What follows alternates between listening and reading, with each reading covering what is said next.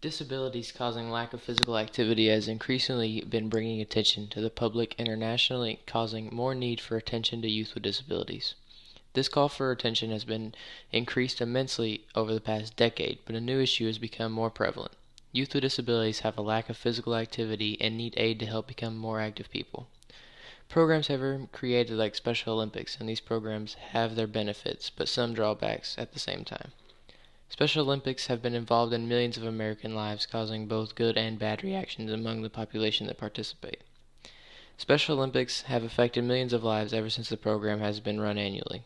The program is designed to help get youth with disabilities active and train them for fun and competitive sports. Special Olympics' mission is stated as to provide year-round sports training and athletic competition in a variety of Olympic-type sports for children and adults with intellectual disabilities.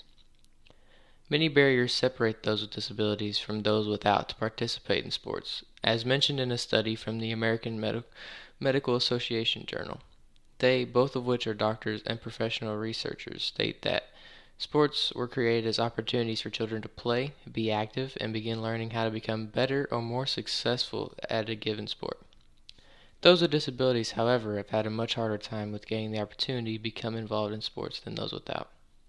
The Special Olympics organization runs advertisements to help spread the word of the benefits of Special Olympics and how those with disabilities could get involved in the program.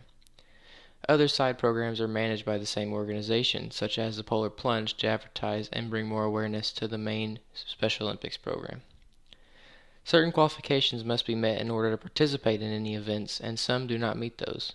Many possible participants are left out and cannot use the program as a catalyst for regular physical activity. The disappointment of not being able to participate could leave those who could not reluctant to maintain a daily active life due to being rejected. After interviewing a local physical therapist director at Orthopedic Sports Medicine of Owensboro, Mr. Craig Pfeiffer, he told me about his son of only 2 who had Down syndrome. Our conversations gave me just a hint into his life and how his son affects their family. I asked him about the physical condition of his son and how active he was. Mr. Pfeiffer explained his son had already had an open heart surgery before his 2nd birthday. Along with the Down syndrome, physical activity was extremely important for the well-being of his son overall. He quoted, "Our family stresses physical activity so heavily." I mentioned the Special Olympics program and how he felt about the program from a physical therapist and a parental standpoint. "I feel like the program would heavily benefit my son. The activities are designed for him. We'd have to keep a close eye on him, of course, but I would love for my son to become involved when he is old enough." Mentioning a physical therapist's point of view, Mr. Pfeiffer added some interesting details on a study that recently come out in a medical journal he read.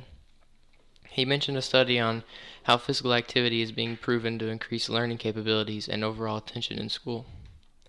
I questioned on what he thought would solve the problem of disabled youth not being active. He suggested what seems like a very easy solution that would solve many problems.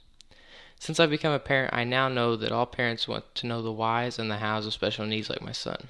Being a physical therapist, I know one way to fix these issues is more activity in schools. Humans are not designed to be sitting all day and need physical activity daily and regularly for a healthy life. Another main point to increase physical activity in those with disabilities is to have parents involved in setting the foundation for habits that become routine as the children mature. The Special Olympics program is formed once a year program, but needs to have regular programs and routines to encourage those with disabilities to exercise daily and maintain a good health.